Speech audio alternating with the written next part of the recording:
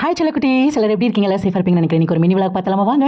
So செவ்வாய்க்கிழமை குளிச்சுட்டு சாமியை கும்பிட்டுட்டு நம்ம வந்து கோயிலுக்கு போக போகிறோம். அக்கா, நான், பாப்பாங்க எல்லாருமே தான் போக போகிறோம். ஸோ கிளம்பிடலாமா? ஃபஸ்ட் வந்து நல்லா பொட்டு வச்சுட்டு சாமிக்கு பூவெல்லாம் வச்சு நல்லபடியாக பூஜை பண்ணிவிட்டு நான் வந்துட்டு அக்கா வீட்டுக்கு கிளம்பிட்டேன். போட்டியா? போமா கோயிலுக்கு போகலாமா?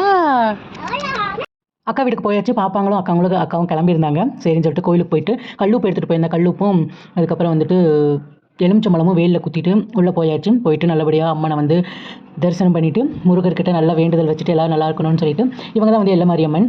ஸோ கும்பிட்டுட்டு கொஞ்சம் நேரம் உட்காந்துருந்தோம். அதுக்கப்புறம் வந்துட்டு பூ கொடுத்தாங்க, மல்லிகைப்பூ கொடுத்தாங்க. ஸோ அதை வாங்கி தலையில் வச்சுட்டு பக்கத்தில் இருக்கிற ஒரு ஃபேன்சி ஸ்டோருக்கு போயிருந்தோம். அக்கா கொஞ்சம் திங்ஸ் எல்லாம் வாங்கணும்னு சொல்லிட்டு போயிருந்தோம். போயிட்டு எனக்கு வந்து ஒரு முள்ளு கிளிப்பு, இது கொஞ்சமாக முடி எடுத்து குத்துற மாதிரி. அதுக்கப்புறம் இந்த ஒயிட் ஹாட் சாக்லேட் சாப்பிட்ருக்கீங்களா? ரொம்ப நல்லாயிருக்கும். மில்க்கும் சாக்லேட்டும் கலந்த மாதிரி. ஸ்கூல் டைம்லலாம் நான் இதுதான் வாங்கி சாப்பிடுவேன். ஸோ இதை பார்க்கும்போது எனக்கு அந்த ஞாபகம் வந்துச்சு. அப்புறம் கொஞ்சம் திங்ஸ் எல்லாம் வாங்கிட்டு அப்புறம் அக்காவுக்கு டாப் எடுக்கணும்னு சொன்னான்.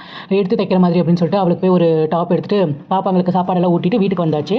பயங்கர வெயிலாக இருந்தது. எனக்கு ரொம்ப தாகமாக இருந்தது. ஒரு சொம்பு தண்ணியை நல்லா குடிச்சிட்டு அதுக்கப்புறம் சுண்டல் ஊற வச்சுருந்தேன். அதை வந்து உப்பு போட்டு வேக வச்சு எடுத்து வச்சாச்சு.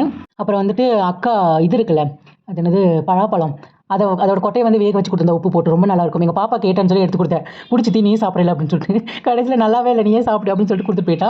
அதுக்கப்புறம் வந்து நான் அதில் ரெண்டு சாப்பிட்டு தண்ணி குடிச்சாலும் குன்னு நின்றுச்சு.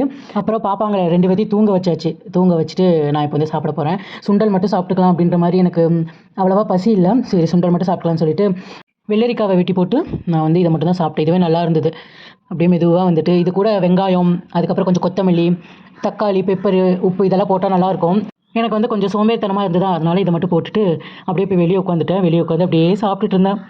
அவ்வளோதான் செல்லக்குட்டீஸ். பாய், லவ் யூ ஸோ மச். ஹாப்பியாக இருங்க, சேஃபாக இருங்க, எல்லாரையும் ஹாப்பியாக வச்சுக்கோங்க.